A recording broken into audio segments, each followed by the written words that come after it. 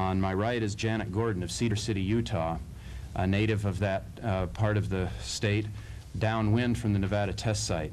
And by downwind, we mean when they thought the wind was blowing towards Utah, that's when they set the bombs off, making sure that the wind was not blowing towards other areas such as California. Thank you, Mike. As Mike said, my name is Janet Gordon. I'm from southern Utah. I grew up in a little town called Orderville, just east of Zion National Park, and I currently live in Cedar City in southwestern Utah. Many of you who know anything at all about the testing years will know about St. George. You've probably heard about St. George. Well, we live 50 miles north of St. George, and we're kind of in the same downwind pattern. By downwind, that's the same thing as downstream. It's from the source to where it goes to. So we're in the airshed that's downwind from the Nevada test site. Testing began in Nevada on January 27th of 1951, almost 31 years ago. The first test was aptly named Able, and they have a very exotic list of names for all of their tests, and they have test series, and I'll refer to some of those test names. I'm not going to give you an awful lot of background because I want to save time for questions and answers, because I want to know what you want to know so that we can talk about those things more than for me to just give you a long lecture series. I do want to tell you a little bit about what the testing, atmospheric testing, was like. For 7 years, until 1957, they tested in the atmosphere. They tested big bombs and they tested little bombs, some in excess of a megaton, some a few kilotons, and everything in between. And they tested different types of bombs. They tested uranium bombs and they tested plutonium bombs, and they tested them for different purposes and to learn different things. In addition to, if you have seen a map of Nevada, you know it goes down to kind of a V at the bottom. About the bottom fourth of the state of Nevada comprises the Nevada test site. It's a fairly large area. We in Washington, Iron, and Kane counties are anywhere from 150 to 200 miles from the detonation area, depending on where in the county we live and where on the test site they were exploding a particular bomb. During those years, when I was in junior high school and elementary school, I remember them coming around to our schools with films, public relation films, to tell us what a wonderful experience we were being part of, and how we were part of history being made. And I don't know if any of you have ever seen a film called Paul Jacobs and the Nuclear Gang, but they show portions of some of those public relation films in the Paul Jacobs film. And there's one particular segment that I find at this stage in my life to be highly offensive and distressing to me. And that is a picture of a chaplain talking to a couple of soldiers in a trench before a bomb's to be set off. And he tells them not to be afraid because it's going to be a wonderful sight to behold. And he talks about colors of the rainbow and ascending to heaven. And it makes it sound like a religious experience.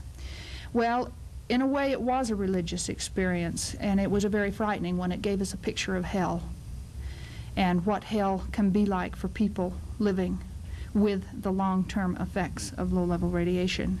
And when I think of the psychology that they used on us, at the same time they told us that they couldn't or didn't need to be warned that that radiation could be harmful to us, and they knew as early as 1953, according to their own admission and their own minutes of their own records, the AEC records, that many of us were going to die from the effects of low-level radiation.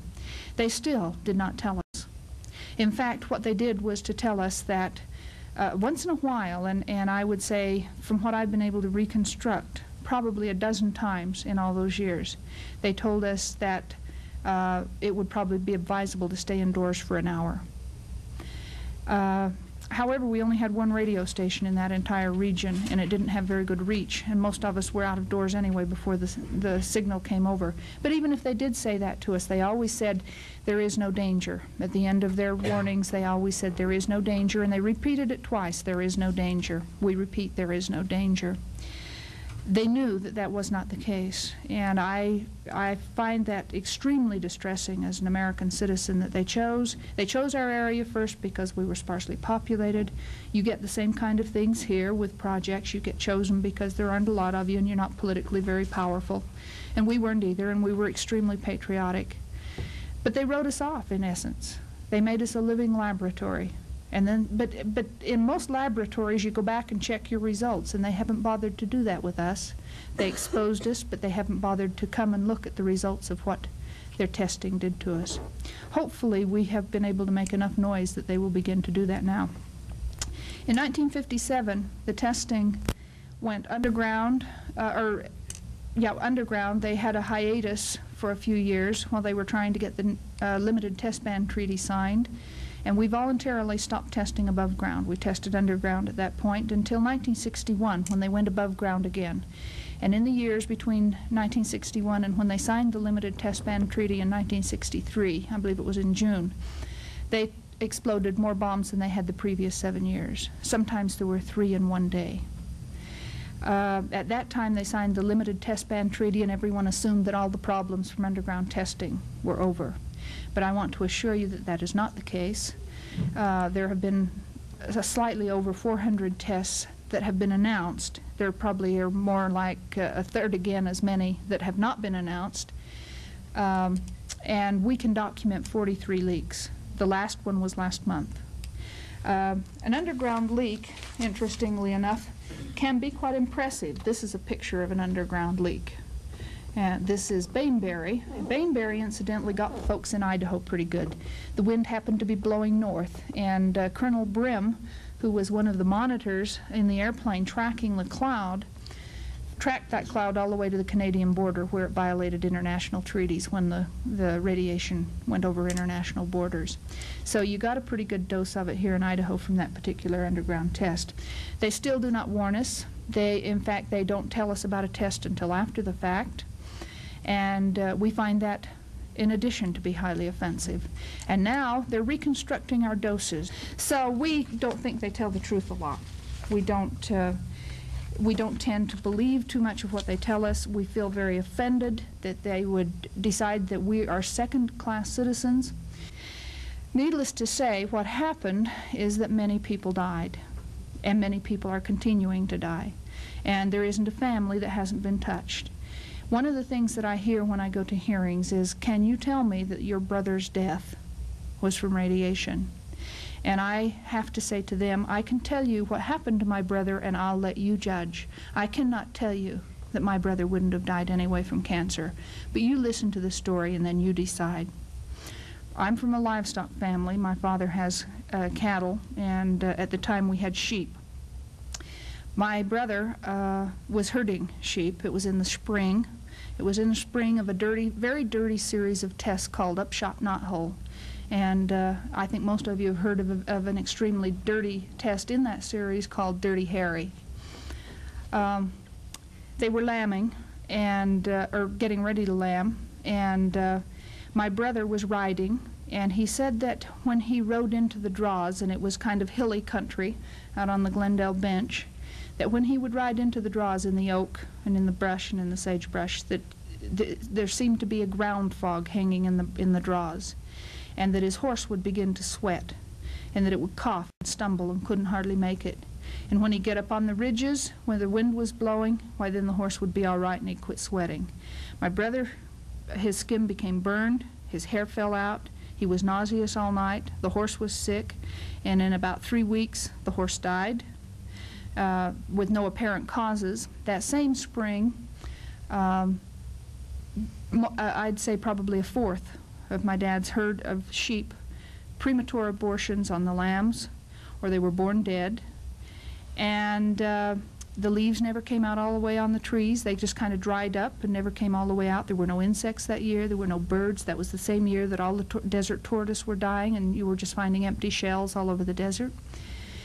And my brother, I had 2 brothers, both at that herd. My older brother slept in the camp wagon. My younger brother slept on the ground. And my younger brother's dead, my older brother's alive. Also, at that same spring, we had probably 9 herders and I can tell you 7 of them that I know of that have died from some form of cancer. My brother, we discovered that he had cancer of the pancreas within about 2 years after that exposure, and it took him another 5 years to die. He was almost 27 when he died. He was just finishing his master's thesis for his master's program. He'd finished all of his classwork and was engaged to be married. And he was very young and very strong, and his organs were strong, and his system wouldn't quit working, and so it took him a very long time to die, and he finally had to starve to death when the cancer ate through the organs to where his food wouldn't digest anymore. And it's a very hideous, horrible way to go. I get a lot of complaints from the scientists when I tell them that story. They think that we ought not to talk about the human element. But I would like to say to you, and I say to them every chance I get, that what they're doing to us there, that is the human element. The rest of it doesn't make a hill of beans. The human element is what it's all about. And when they start quoting me their statistics, why, I tell you, the statistics are those of us who are living and dying with the fallout in southern Utah and other places where people are also being exposed to radiation.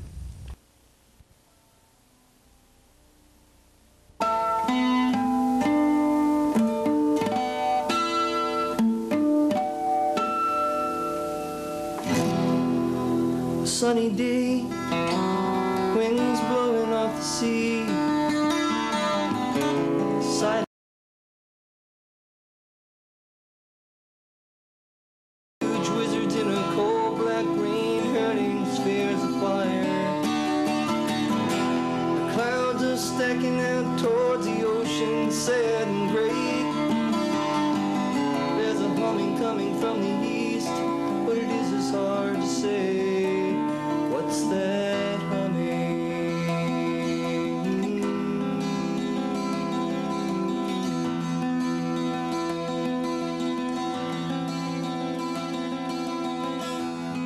The sun